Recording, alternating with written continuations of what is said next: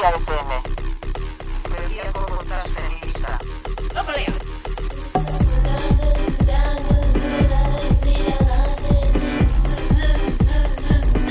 Berria FM.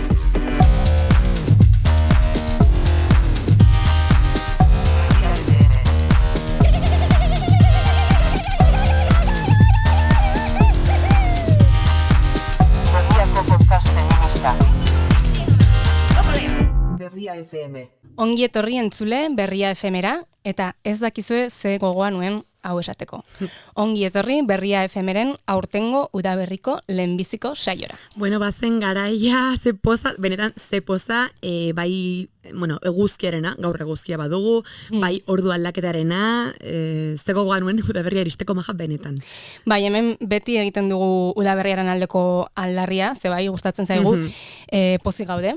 Argi orduak luzatzearekin eta temperaturaren aldaketarekin eta guztiarekin bazen garaia. Bai, ez dakit gogoan duzun, nola zen, Oian Aranak uste dut esaten zuela, udaberri jendea zioen berak, ez da, artikulu batean, baino gehiagotan igual, alako jende klase bat selkatzeko erabiltzen zuen terminoa, udaberri jendea, udaberri jendea naiz zu, igual ere bai, ez da, bai. Bai, ze polita, udaberri jendea terminoa, ezakit naizen udaberri jendea, zehazkiz, esan nahi zuen horrekin, zuko duzu gogan, zenik ez? A ber, ez dut freskatu, eta nire memoriak dio, edo ez dakit, ja zer den oroitzapena, zer den gerora egin dudan, eraiki dudan teoria, baina uste dut ikusteko azuela, udaberrian ailegatzen diren gauzak erromantizatzearekin. Ez dakit, ez ote zuen aipatzen baita mandarinak jatearena. Mandarinak jateko garai hori iristen dela, behintzat sandaliak jaztearekin iristen den alegria hori, ni oso olakoa naiz. Bai, nire bai naiz, pixkate udaberria romantizatzekoa. Bai. Eta ez dakit, horzan duda dut, ez dakit, berak esaten zuen Oianak zioen udaberri jendea dela beti alai egoten den horietakoa, edo beti baikor, beti baketsu hori ez dakit. Ja, zizalaiteke hori, ere. Bai, baina begitu, orain horretazo hartuta esango dizut, baldin eta udaberri jendea bada, beti baketsu, beti talkarik gabe aritu nahi duen horietakoa, orduan igual ni ez naiz, hain udaberri jendea. Bueno, nola? Azken aldian ez, edo berriki ez, naiz zainalakoa. Azken aldian diozu, baina nik azken aldian beti beza inazakitala, ikusten zaitut, zer hartatu da. Bueno, eskertzen dut, ze ustut hori lore bat dela, niretzat, eta igual bai, baina justo gertatu zaidana izan da, hain justu, udaberria ailegatzearekin batera, izan dutane, nire lehenbiziko liskarra Twitterren, orain. Ixan, baina... Ixan, bai. Oraindik gelditzen da jendea sare sozial horretan. Exodoa gertatua zen, berez, ez? Nik hori jarraitzen dut, baina ez diot kasurik egiten. Exodo bai izan da, alako, joan ziren errenkadan asko eta asko, arrazoi askorengatik, asko, normala joan izana, baina nik segitzen dut, galdera da ia zertarako, ze dio dana. Bai, ze gertatu da, norekin izan zu eztabaida liskarra? Bai, eztabaida liskarra, igual horrela pixka bat esageratzea ere bada, ez dakit, igual. Udaberriako dola, asalatu dit, eta orduan ere, bai, esageratu naiz, edo berotu. Kontua da, ohartzerako, joan den astean banuela, ez dakit, ergel deitu. Elementu kuadrilla bat, niri sekulako tontakeriak idazten. Eta etzen preseski edo hasiera batean niri kontra eginiko mezu sorta bat, baina bai nik jarri nuen zerbaiten arira hasi zirela, tontakeriak idatzi eta idatzi, hori bai. Tontakeria horiek ez nituen irakurri, ez ditut irakurri, baina uste dut pentsatzen aldudala zeren inguruan izan zen. Pilotarena, ez da? Bai, hori bai ikusi nuen. Kontatuko dut, laburbilduz. Zergatik gertatu zen hau, nik plazaratu edo nabarmendu nuelako beste norbaitek egindako zerbait. Eta hau da sintesia. Joan den astean, berriki izan da eskuz binekako txapelketaren finala, gizonezkoen ari naiz konkretuki, biak izan dira, emakumezkoenak ere bai, baina gizonezkoen ez ari naiz, eta aurreko egunetan, normala da, edabide guztiek, berriak ere ala egin zuen, plazaratu zituzten hainbat pieza, haiekin pilotariekin eginiko elkarrezketekin, edo finalari begira.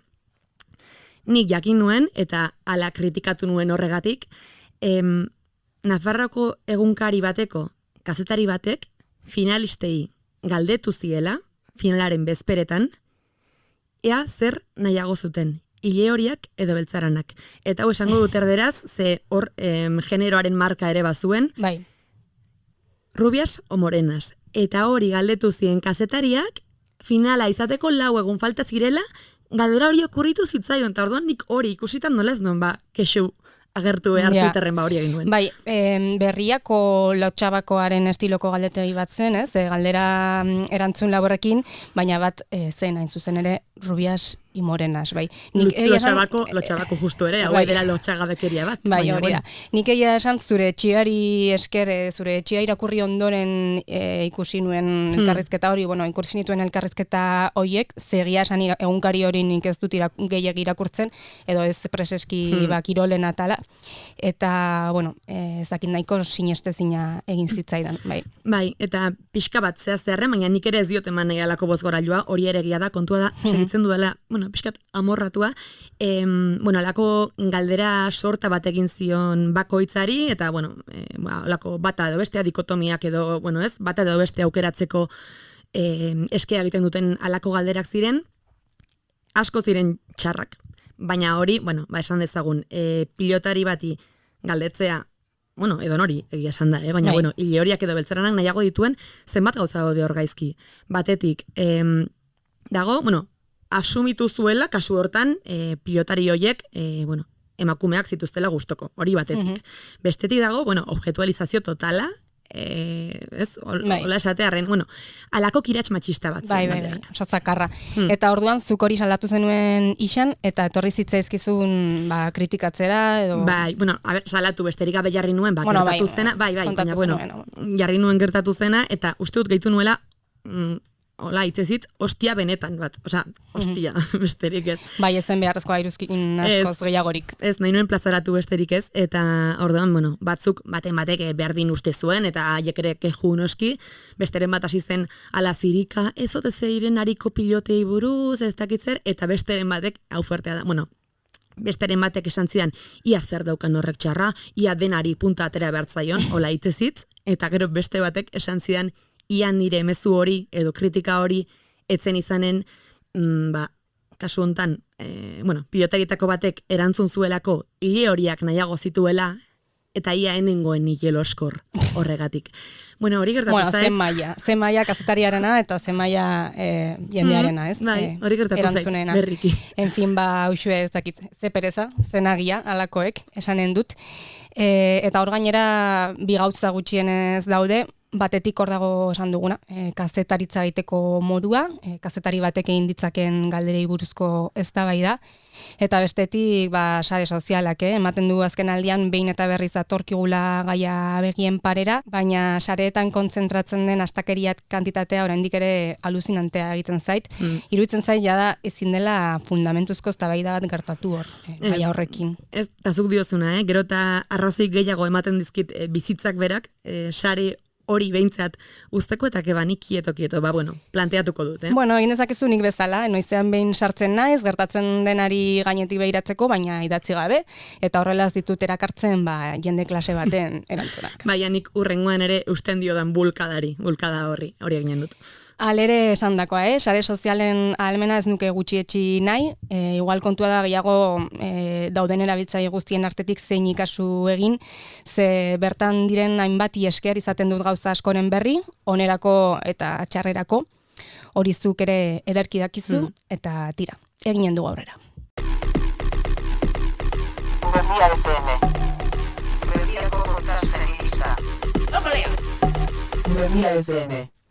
Normalean, podcastera ekartzeko gaien bila gabiltzanean aktualitateari, gertatzen diren albisteei, ematen diren eztabaidei eta oro har gaurkotasuna duten gaiei begiratzen diegu. Eta aitortu behar dugu, askotan materiala edo ideiak sare sozialetatik heltzen zaizkigula, badakigu zabor asko egon arren, gaur egun naita nahi ez kontuan hartu beharreko informazio iturriak eta eztabaidaguneak direla, eta ez dugu ukatzen amu asko ematen dizkigutela, Batzuetan txikikeriak izaten dira, baina beste batzuetan oso gauza serio eta mamitsuak. Oraingo honetan, sare sozialetan ikusi dugun bideo bat izan da aspaldi lantzeke geneukan gai bati heltzeko ideia piztu edo, aitzakia eman diguna, ertz askoko gaia da gainera, eta, bueno, kasu hontan jakina irudiak ez ditugu ikusiko noski, baina audioa entzutea aski izanen zaigu haren gainean hitz egiteko. Jarriko dizuegu, entzule, ea norbaiti ezagun zaion. Valentzian gertatu da. El feminismo es cómplice del patriarcado islámico. Esto es lo que nos espera a las mujeres. Esto es lo que nos espera. Mientras en los países musulmanes se dedican a asesinar a las mujeres que llevan el velo, aquí lo estáis defendiendo. Aquí lo estáis defendiendo. Esto es lo que nos espera a las mujeres. Bideoan Podemos alderdi politiko Espainiarrak martxoaren hasieran Valentzian egindako ekitaldi batean gertatutakoa ikus dezakegu. Ekitaldian bide batez Irene Montero berdintasun ministro ohiak parte hartu zuen, eta une batean Carmen López Manzano izeneko emakume batek, antza denez Frente Obrero alderdiaren jarraitzaileak, ekitaldia eten egin zuen salatzeko besteak beste feminismoa patriarkatu islamikoaren konplize dela. Bueno, eta emakumeak hijab baten gisako zapia zeraman buruan, eta oiukari zela zapia erantzi eta bote egin zuen. Beste batzuetan ere ikusi dugun beste adibide bat da, eta kasu honetan guri zehazki bideoa beste emakume baten Instagrameko publikazio bati esker iritsi zaigu. Kontua da Haijam Bukarsa ikertzaile eta komunikatzaileak argitalpen bat egin zuela honekin, eta argitalpen horretan zekarren batetik orain aditu dugun bideoa, baina gero berak erantzitako hausnarketa bat ere bazekarren. Bereziki bigarren hori egin zaigu guri interesgarria, erdarazkoa da eta horregatik idatzirik ekarri dugu Berria FM-era, puska bat behintzat, eta bueno, igual hori dugu oberena, aukeran haren hitzak lehitzean nahiago guk geureak ematea baino, irakurriko dugu, ane. Bai, zera zioen besteak beste. Hijaba emakumeen eskubideekin bateragarria den ala ez, betiko eztabaida horretan, arazorik handiena ez da zapia. Hori daramaten emakume musulmanen isiltze sistematikoa da. Gure ahotsik gabe edozein eztabaida osatu gabea, koloniala eta patriarkala izanen da. Ez da feminismoa guri buruz hitz egiten baduzue gu gabe.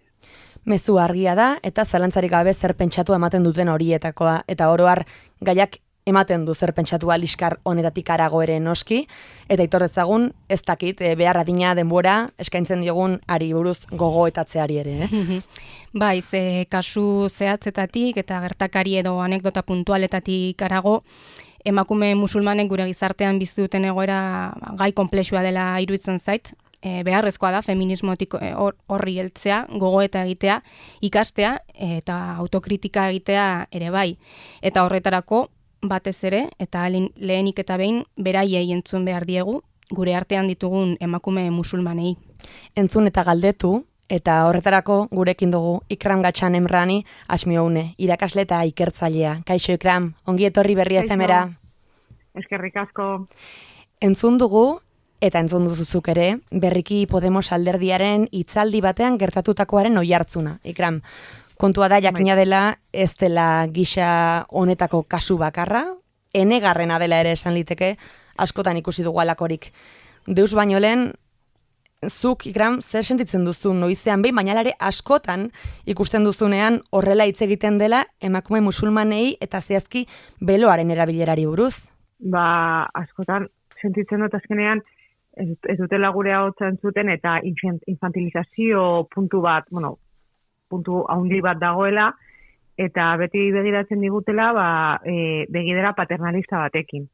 Osa, haien beharra, feminismo zuriaren beharra behar dugula, eta ezin dugula gure kabuz guk pentsatzen duguna esatea edo aldarrikatzea. Kasu zehatz horretan protesta egin zuen emakume horrek esan zuen feminismoa bere horretan ari dela patriarkatu islamikoaren konplize izaten, alegia feminismoa kritikatzen zuen, baina badakigu beste batzuetan edo beste askotan feminismoaren izenean mintzo direnek seinalatzen dutela zapiaren erabilera eta gogor kritikatu. Nola bizi duzu hori, are mingarriagoa da agian? Ba, azkenean ez da feminismoa, porque emakumeen kontra egiten dugu. Osa, kasu horretan emakumeen kontra egiten dute. Eta ez dute emakumeekin hitz egiten da bakarrik, komentatzen dutela, edo ezakitze herrialdetan gertatzen dena, baina ahazten dute haien ondoan dauden pertsonak edo kaletik aurkitzen dituzten emakumeak. Bakarrik pentsatzen dute, edo ezakitze herrialdetan gertatzen den gauza bat, eta hori ados nago, eta hori aldarrekatu behar da. baina ezin dozu errealitate hori, hemen, Euskal Herria ekarri adibidez, eta ez galdetu hemen bizigaren emakumei, emakume musulmanak eta hijaba daukagunak. Daukagunei, Zapia edo hijaba lehen begiratuan ikus eta identifika daiteken elementu bat da, eta argi dago aurreiritzi asko sortzen dituela gure gizartean, ez diogu berdin begiratzen beloa janzten duen edo janzten ez duen emakume bati, eta ziurrenik jende askori lehen momentutik beloa daraman pertsona horren inguruko irudi estereotipatu bat sortuko zaio. Zure ikuspuntetik gizartearen gehiengoak zer ikusten du? Hijaba jantzia daukan emakume batengan edo beki esan da zer ez du ikusten? Ni argi eta garbi izan dudan gauza bat beti izan da, emakume utxeratuak garela pentsatzen dutela. Azkenean, nire kasu zitzen goz, eta askotan, begira batekin, haien aurreiritziak egiten dituzte haien buruetan, eta gero, nirekin hitz egiten nirekin hitz egiten dutenean, askotan, esan didate, ez nuen pentsatzen horrelako izaera izango zenukela, edo,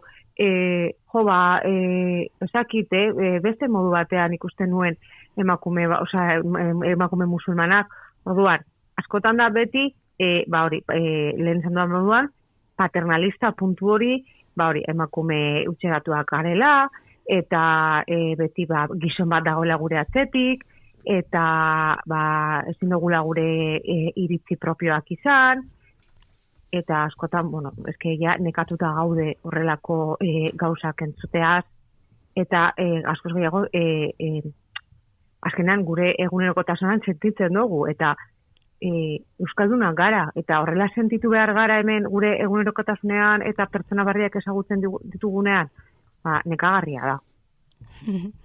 Diozun bezala, Ikram, zu Euskalduna zara eta beloa eramaten duzu, eta jakin nahiko genuke, gurekin zaitugula baliatuta, galdetu nahiko genizuke, zuretzat zer dakar zapia eramateak, zer esan nahi du?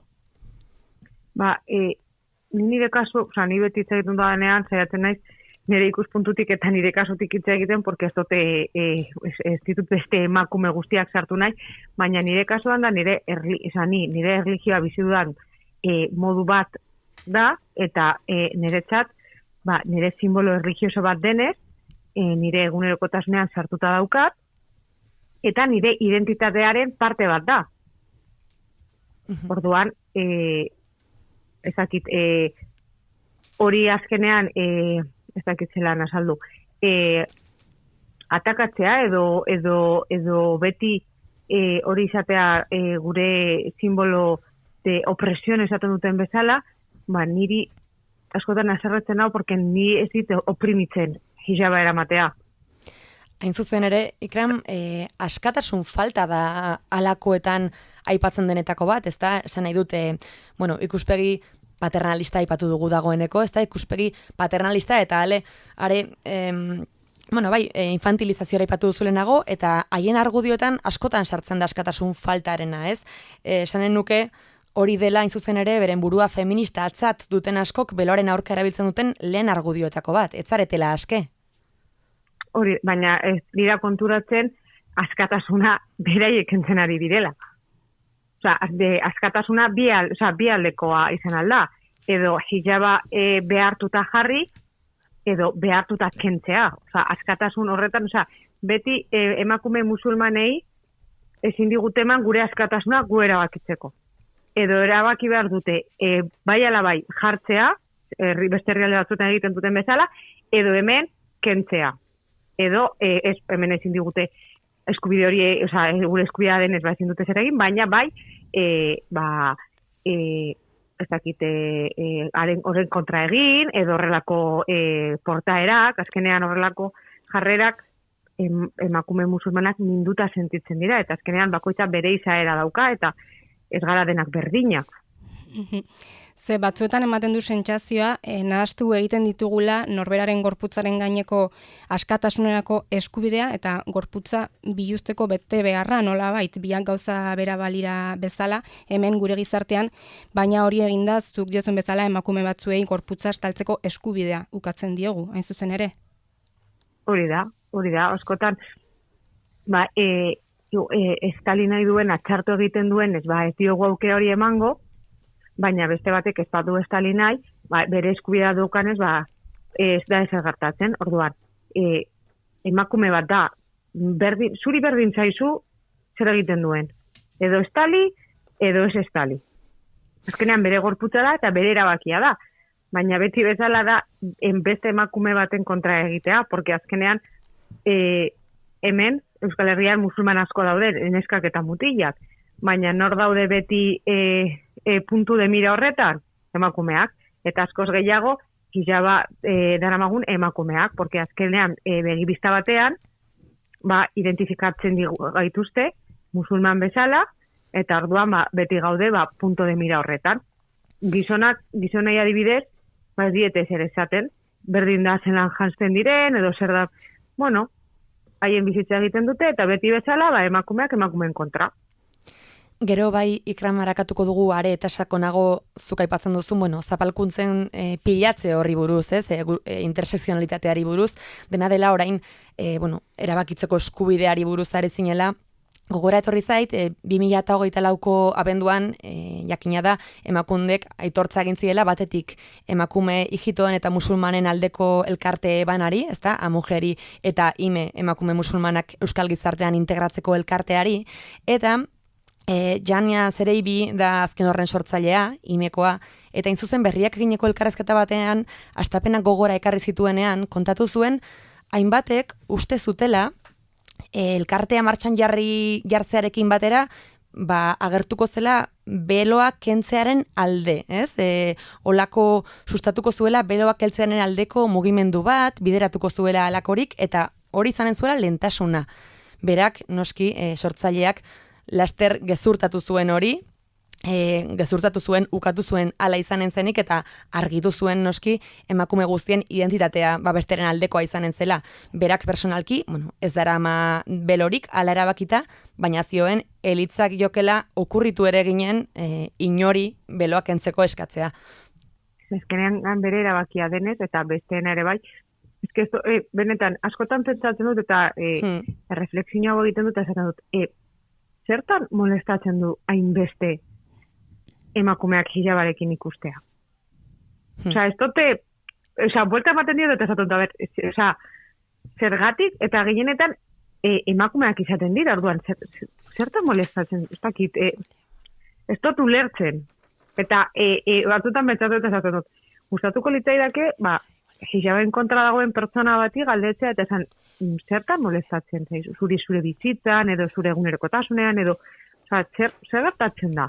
Zergatik dago beti gai hau behin da berriro ateratzen, edo alde batetik, edo bestetik, edo esaten dugu eske behartuta daude, edo eske hemengoak ez duten ez erabiltzen ez da erabili behar. Ez dut ulertzen zergatik dago beti, zergatik ateratzen den beti gai hau. Gainera, asko ateratzen den gai bat da, baina aldi berean ez jakintasun handia egon ohi da gai honen inguruan.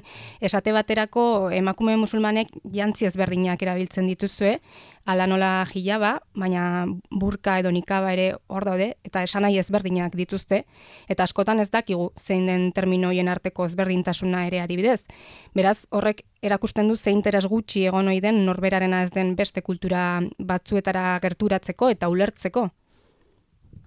Hori da, azkenan nire kasuan adibidez ni hijaba eramaten dut, eta ez dut ezagutzen nire egunerokotasuna eta nire bizitzan ez dut ezagutzen inor burka edo nikaba daraman pertsona emakumeak. Orduan, ezingo nuke horri buruz hitz egin, porque ez dut ezagutzen eta ez diet galdetu, eta ezin dizut esan, jasten dute,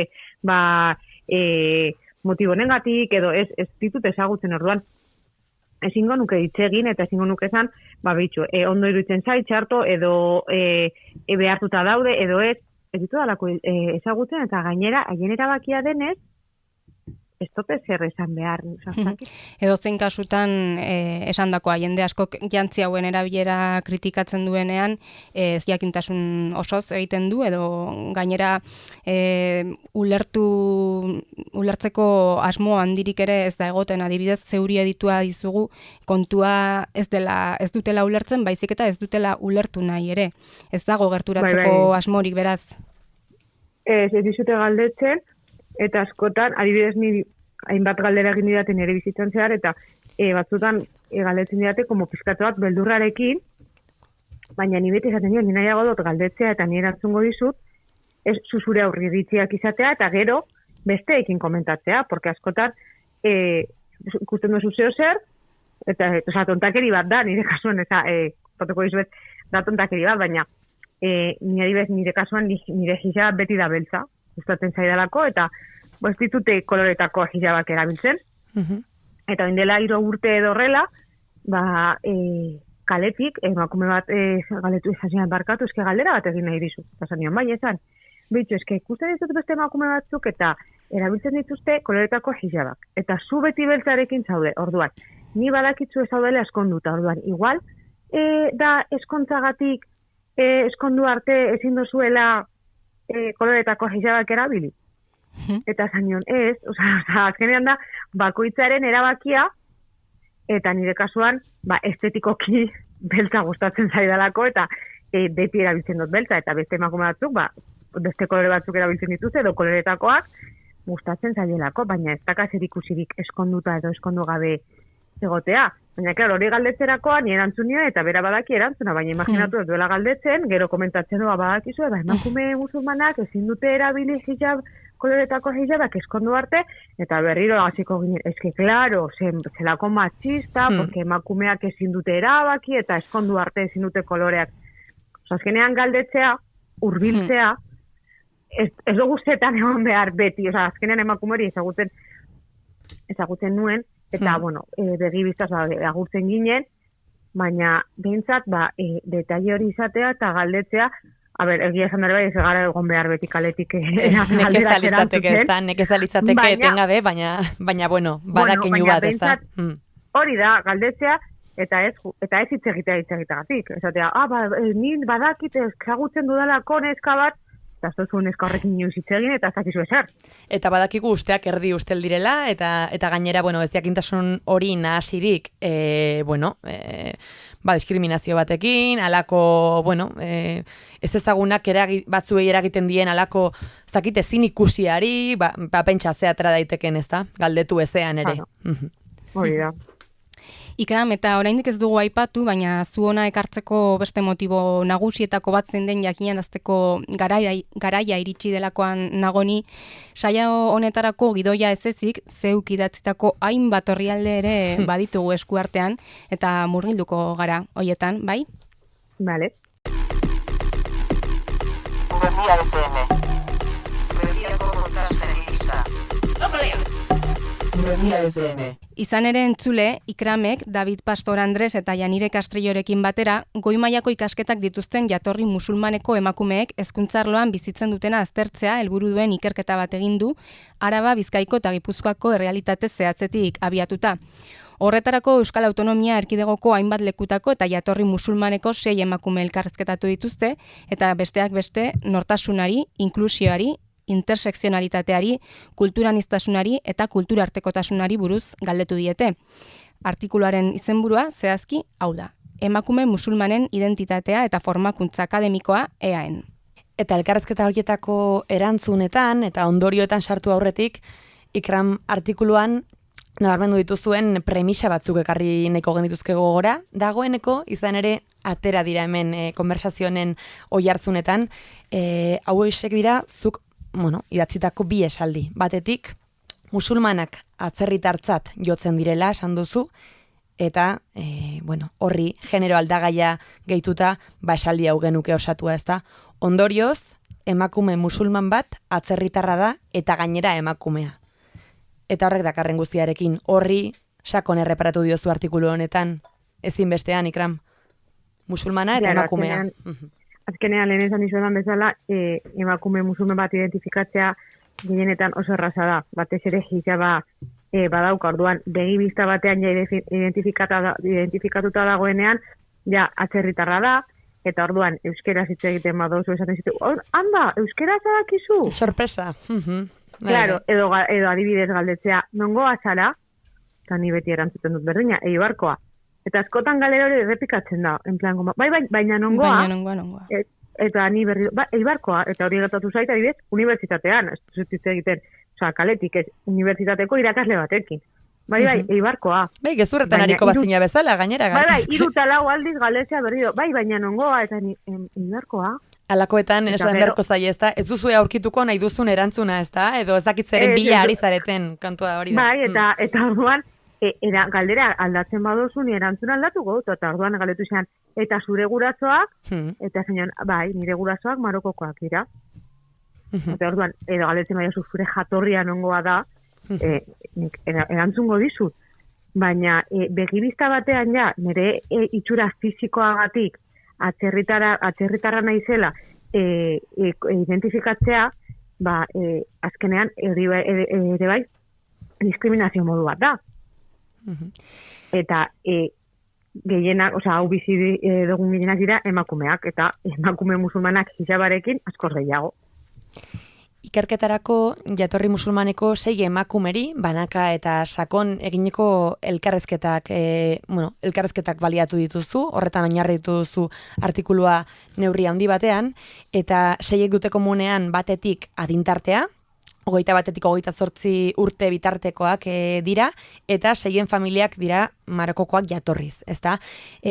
Ordea, denek ez dute bizitza molde berdina, ez dituzte erabakiak berdin hartu, edo erabaki berdinak ez dituzte hartu, eta identitatea ere ez dute berdin bizi. Asteko murgiltzen, zenbateraino da importantea erakustea gizatalde honetan ere badagoen heterogenotasuna. Hori egin ezean, erakutsi ezean aniztasun hori, zerariko ginateke elikatzen? Azkenean oso importante iruditzen zait, porque askotan ikusten gaituzte talde bezala, eta talde barruan ezaugarri berdinekin, pentsamendu berdinarekin, izaera berdinekin, dana berdina, eta azkenean pertsona gara eta emakumeak gara, eta emakume bakoitza bere erabakiak hartzen ditu, bere bizimodua dauka, eta ez gara, gauza komunak ditugu, eta kontuan hartu alditugu, baina azkenean emakume individualak gara, ez dakit nola. Askotan, ideia hau ez da ulertzen, baina niretzat, hain arraza, munduko emakume guztiak berdinak dira, edo euskaldun emakume guztiak berdinak gara. Ez da, eskerrak gainera, ez da? Eskerrak, horregatik, bestela, desberdinak gara orduan. Eta batzuk, gauza komunak izango ditugu, ez? Haman komunean, telebisteko telesaiba gustatzen zaiguna, edo jantzkera mota batekin, edo ez dakit, baina desberdintasunak ere badaude. Emakume musulmanei ez como que kendu digute aukera hori. Kasu honetan, ikerketa honetarako, elkarrezketatu dituzuen 6 emakume horietatik 5 beloa edo hijaba eramaten dute, eta beraz erraz identifikatu daiteke haiek musulmanak direla, eta ari gara aletzen emakume musulmanei leporatzen zaizkien hainbat ezaugarri, baina zehazki hezkuntzari lotuta, zuek hezkuntzari begiratu diozuelako, zein dira aurre iritziak. Berdina espero da beste ikasleengandik eta emakume musulmanak direnengandik? Normalean, eta zoritzarrez, ez. Azkenean, emakume utxeratuak direla, pentsatzen da, ikasteko zailtasunak izango dituztela, ez direla gai goi mailako ikasketak egiteko, orduan, batez ere DBH-en orientatzeko edo orientazio hori emateko momentuan beste teknika edo beste bide batzuk eskaintzen zaie, eta gero, ikasketetan oso ona bada, bikainekoa erakasgai guztietan, harrigarria iruditzen zaie, orduan da beti aipatzekoa, gelan aipatzeko, komentatzeko, harrigarria delako. Eta hori ere bai, ez da plato de buen gusto pertsona neska orientat, porque azkenean da como beti el punto de referencia harrigarria delako, ez da normala. Edo ez zara gai, edo oso abila bazara, eta ez bazara sartzeraien molde horretan, que ez zara lagai eta ez dozula ondo egingo, bazara como el despunte eta super harrigarria, begiratu, kontuan izan behitxu zelan egiten duen, edo adibidez, ere bai, izan dako bizitzarekin, eta ez dakizu ze bizitza izan duen. Bai. Ez dakizu zer gertatzen den beretzean, baina bueno, horrelako komentarioak entzun dira geletan. Bai, entzun dira eta aurreiritzi horiek bete-betean dute eragina noski ikasgeletan. Besteak beste, irakasleen eta ikasleen arteko harremanean sumatu liteke. Jarraian, entzungo ditugu artikulorako elkarrezketatu dituzun emakumeen zenbait testigantza. Batez ere, kasu honetan, arrakasta akademikoarekiko espektatiben ingurukoak dira. Irakasle batzuek uste dute musulmana izan ezkero ez duzula modurik izanen helburu jakin batzuk betetzen saiatzeko, adibidez euskaraz ongi egiteko.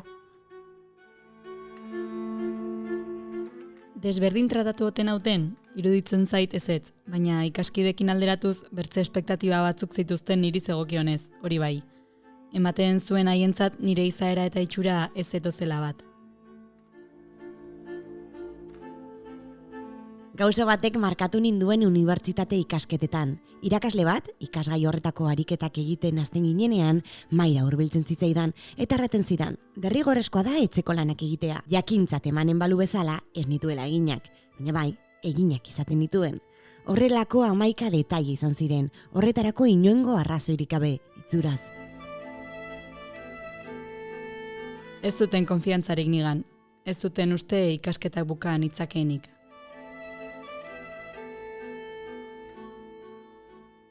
Halako mezuek ez aldakarte ezinbestean halabeharrez ikasleen desmotivazioa bera, ez? Azken batean, kasik sorgin gurpil bat sortzeraino, halako eraginen die motivazioan, bukle bat. Claro, eske gainera frogatuta dago.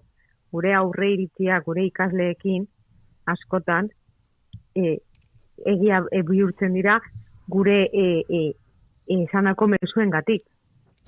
Zu ikasle bati esaten badiozu behin da berriro, ez dozu ezer balio, ez dozu ondo egingo, azkenean ez du egingo. Eta kasu honetan berdina gertatzen da, horregatik ikerketa hau egin nahi genuen. Ikusteko ze puntutaraino horrelako komentarioak edo aurre iritziak ikusita, zelan ez ditugu hainbeste emakume aurkitu goi mailako ikasketekin, porque normalean beti beste toki batzuetara bideratzen dituzte emakume horiek, eta ailegatu direnak, entzun dituzte horrelakoak haien bizitzan. Orduan, hezkuntzatik, eta suposatzen da irakasleak eta formazio bat daukagula, eta horrelako komentarioak eta entzutea, gaur hau lehen, normalizak, izan duzun bezala entrevistatu ditugun emakumeak adin bat daukate, baina gaur egun batzutan oraindik entzuten da. Horrelako aurreiritziak eta esanak.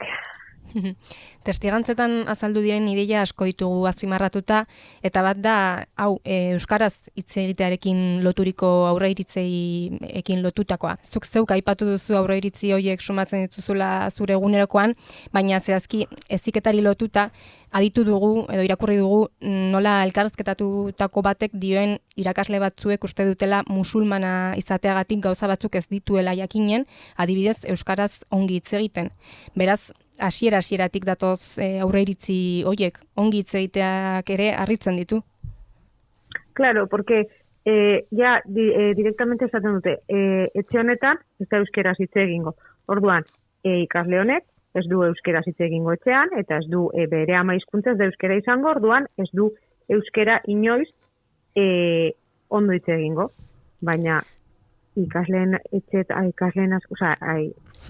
beste ikasle batzuetan Osa batzuet netxeetan, ere bai igual ez da euskera erabiltzen eta gaztelania erabiltzen da ama hizkuntza bezala. Claro, zenbat argudio faltsu batetik segurutzat ematea gurasoak ez direla euskaldunak, izan litezke eta euskaldunak, ezta? Eta bestetik, segurutzat jotzea euskalduna ez den etxe bateko kide hori ez dela izanen besteak bezain abila euskaran, hori da, guk badakigu larik asko direla egoera hoietakoak, izan musulman, izan katoliko edo izan beste edozein kulturatakoa, ez da?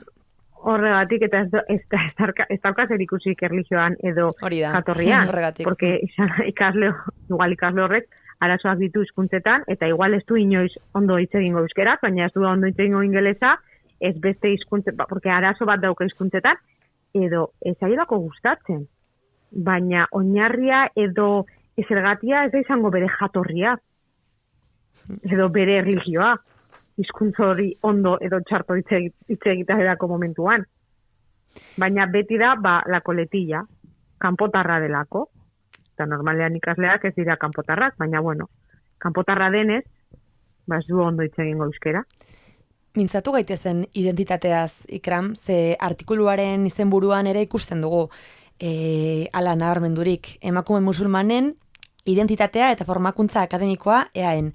Eta, bueno, artikuluan azpimarratuta ageri diren hitzgakoetan ere azaltzen zaigu identitate kulturalari sakon erreparatu diozula. Hezkuntzak, kasu hontan, baita goi mailakoek ere, hezkuntzak zer rol joka dezake identitatearen eraikuntzan? Eta ze ondorizatu duzu artikulurako elkarrezketatu dituzun emakume horien esperientzietan?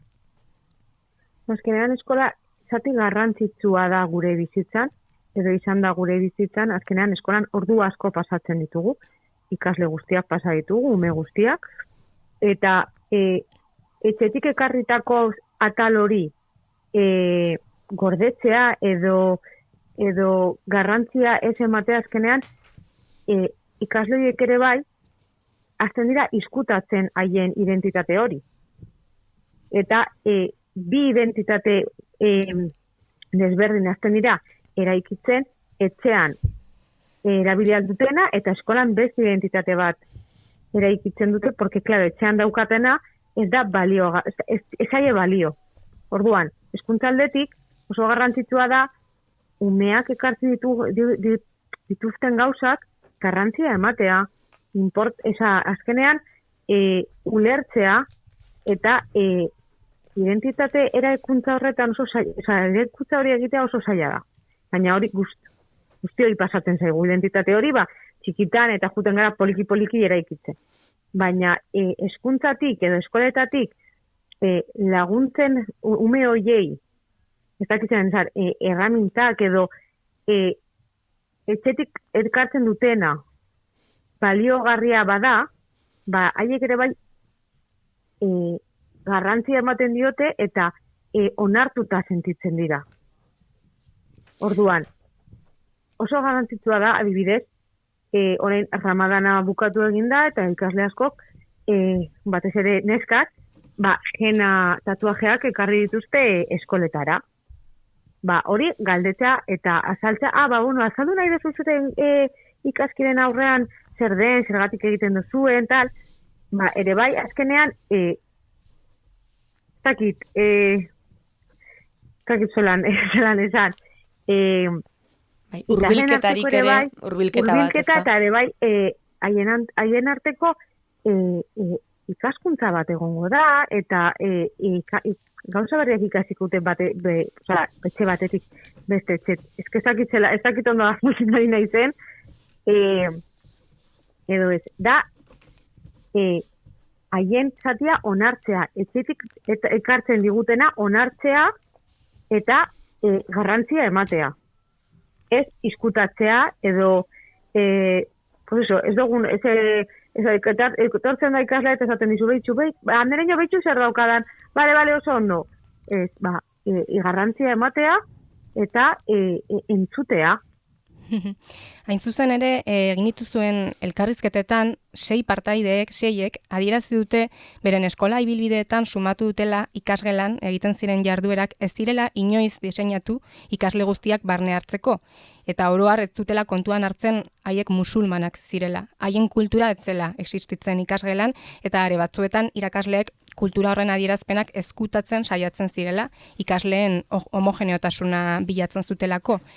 Joera hauek frogatzen dituzten beste hainbat testigantza ere badira lanean, baina segidan haietako batzuk entzunen ditugu. Gaia ez zuten identifikatu, ez da aipatu ere, ez zuten ahaleginik egin ez nire kultura ez ikaskideena klasean txertatzeko. Bazirudien ez zela existitzen, bertzerik gabe. Ikaskideak eta ni lehen hezkuntzan hasi ginen beloa jartzen. Irakasle bate galde egin zigun beloa kentzea Eguberri kanta kantatzeko, telebistakoak, etortzekoak baitziren gugura batzera. Bertze ikaskideak bezala agertzeko eskatu zigun hori. Bada zerbait orain heldutan gogor samarra iruditzen zaidana, batez ere eskolan ikasle musulman anitz izan ezkero.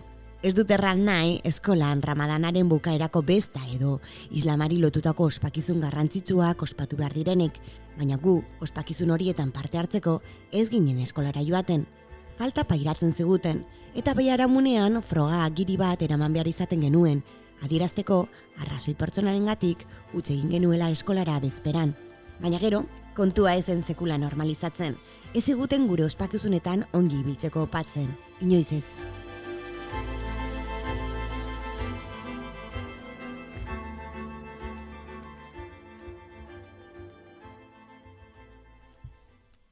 Beitu hemen testigantzetako batean badugu bai, konkretuki Ramadamari egineko referentzia, bide batez aipatu dezagun berriki bukatu dela, orain, hilaren 30ean, baina Ramadama bakarrik ez, beste hainbat adibide ere esplikatu dizkigute hemen ezta, izan Gabonak iritsi eta Gabon kanta kantatzeko parafernalia horren barrenetan eskatzeko beloak kentzeko izan oso bestelakoak ezta, zenbat adibide, aipa litezkean hemen, Ikram.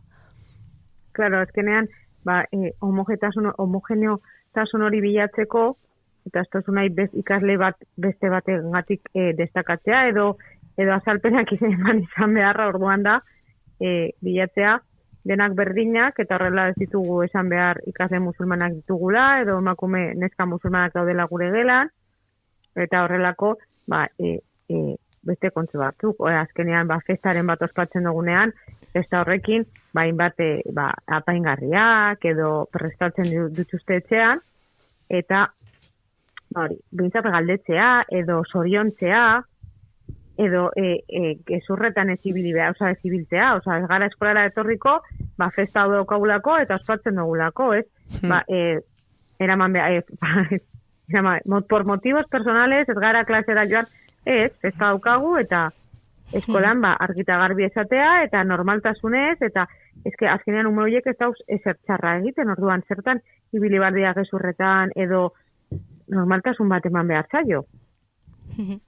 Egoera hori dela ikusita, askotariko ondorioak atera dituzue azterlanaren bitartez, eta nagusietako bat da ezinbestekoa dela hezkuntza eredu inklusiboago bat eraikitzea, eta horretarako derrigorrez bermatu beharko dela kulturartekotasuna benetan. Eta asko azpimarratu duzue kontzeptu hori. Claro, porque azkenean gero eta kultura gehiago bizi gara hemen elkarrekin eta gure arteko interakzio bat egon behar da, ikasketa bat, ez da bakarrik kultura asko egotea eta jazta. Haien arteko interakzio bat, ikaskuntza, errespetua, integrazioa egon behar da. Eta hori txikitatik lantzen badugu eta eskoletan ikasten bada, nagusiak garenean errazago egingo dugu eta aurrera eramango dugu. Baina zu txikitatik eskolan bakoitza bere kultura etxean laga behar badu eta eskolan bakarrik homogeneotasun hori bilatzen badugu, helduak garenean, ez dugu jakingo zelan bizi beste kulturekin eta zelan harremanak izan. Orduan oso garrantzitsua da hezkuntzatik eta txikitatik normaltasunez lan egitea, gela barruan kultura asko daudela eta gure artean interakzioak egongo direla eta ikaskuntza bat egongo dela gure artean eta normaltasunez landu behar da. ezagutzen ditudan eskoletan gero eta gehiago lantzen da, eta hainbat eskoletan aurrera doiaz bide honetan, zoritxarrez beste eskola batzuetan ez, baina aurrera pausoak ematen ari dira. Kulturartekotasuna beste kontzeptu batekin alderatu duzue gainera, kultura aniztasunarekin, esanahi ezberdinak dituztela nabarmendu duzue, eta kulturartekotasuna jarri duzue helburu gisa zuek, baina ongi uler dezagun, zein da bien arteko aldea, zehazki? Kasu batean da, hainbat kultura toki berdinean egotea, baina haien arteko interakzio gabe, ikaskuntza gabe, bakoitzak beria egitea, baina besteekin interakzionatu edo besteak egiten dutena kontuan izan gabe, eta beste terminoa esan nahi duena da, interakzio egotea, ikaskuntza, errespetua, integrazio bat, eta kooperazioa, orduan, kultura guztiak, elkarrekin lan egitea eta ezagutzea. Oztopoak oztopo, bada elkarrezetatu dituzun emakumeengan nabarmendu duzun beste ezaugarri bat Ikram. Eta hori da erresilientzia. Eta izan daiteke bai, bi aldeko txanpon bat, erresiliente izateak esan nahi baitu baduela haren kontra egiten ari den indar bat, ez da zerbaitie izan behar zaio erresiliente, baina denola ere esan nahi du ateratzen dutela indarra, resistentzia egin eta zapalkuntzari aurre egiteko. Zuk ezaugarri hori ikusi duzu emakume hauengan, hori ikusteak zer sentiarazten dizu zuri? Zer itzi duzu? Egia esan da txikitatik horrelako bizitza izatea eta azkenean erresiliente izatea pena ematen dit txikiak garenean ez degulako horrelako gauzak bizi behar. Baina gero ere bai askotan pentsatzen dut bidean geratu diren emakumeetan. Porque ez dakagu denak izaera berdina eta erresilientzia izateko, azkenean erresiliente izateko, prozesu bat egin behar do, prozesu bat jarraitu behar do, zure buruarekin, eta hainbat kontuan izan da aurrera egiten dozu, baina zure izaeraren arabera ere bai, eta zure ondoan dauden pertsonei arabera, eta baina beste batzuk ez dute hori egin, eta askotan, igual, bidean geratu dira, eta haien asmoa zen, ez dakit, X gradu ikastea edo X gauza egitea, baina horrelako gatazkak izateagatik edo bere bizimoduagatik edo eskolan bizitakoagatik, ezin izan dute aurrera egin, eta beste bide bat hartu dute, eta ez dute nahi zutena lortu, eta pena ematen dit, hori pentsatzea azkenean, izaeragatik ere bai oso bide bat edo beste bat izatea izaten dugula. Ezin baita izan hau norberaren izaeraren araberakoa, ezta? Bakoitzak unean erantzuteko duen gaitasunaren araberakoa. Berez behar izateke izan bide bat terraza besteentzat den bezalakoa behintzat. Hori da, eta askotan izaeraren arabera, igual ez da hain erraza zango, baina buru gogor eibilizara eta lortzen dozu, eta beste batzu ez dute lortu, edo ezin izan dute aurrera egin horrelako bizimoduarekin, edo horrelako komentarioekin, edo, eta beste erabaki bat hartu dute. Eta pena ematen dit pentsatzea ezin izan dugula nahi genuen egin momentu bakoitzean. Ikram, zu esperantzatsu zara, edo piztu behar da etorkizunari begira alako esperantza bat alabadan, nola izan liteke edo nola ikusten duzu bidea bestela ere? Esperantza daukar batez ere gaur egungo neska musulmanak ikusita, eta askok argi eta garbi dute zer egin nahi duten,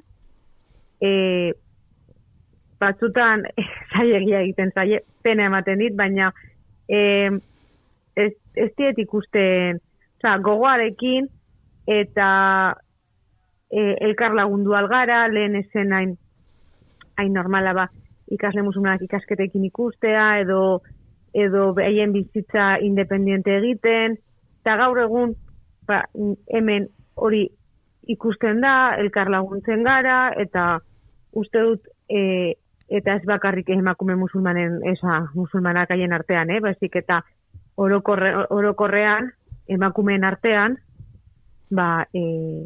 beste modu bat dago ere bai bizitza ikusteko, feminismo ere bai hasi gara konturatzen zer da feminismo zuria eta zelan izan behar den feminismo hori antirrazista eta emakume guztiak hartzen duena, eta uste dut horrela aurrera egin dezakegula.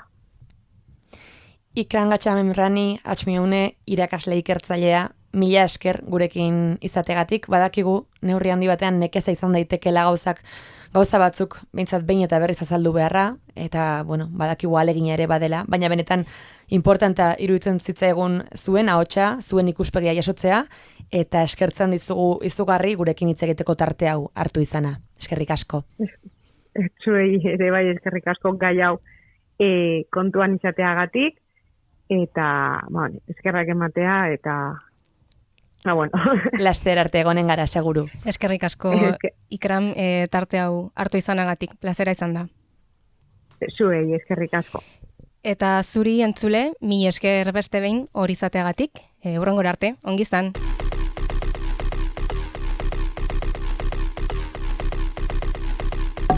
Berria FM.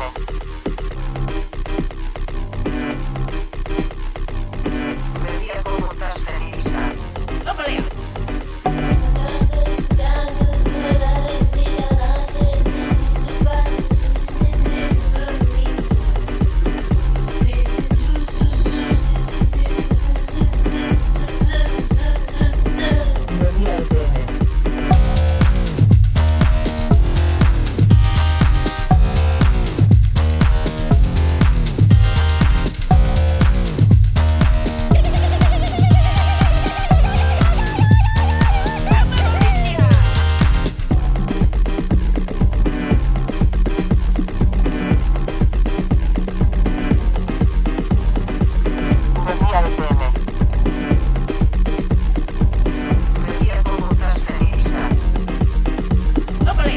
Berria FM.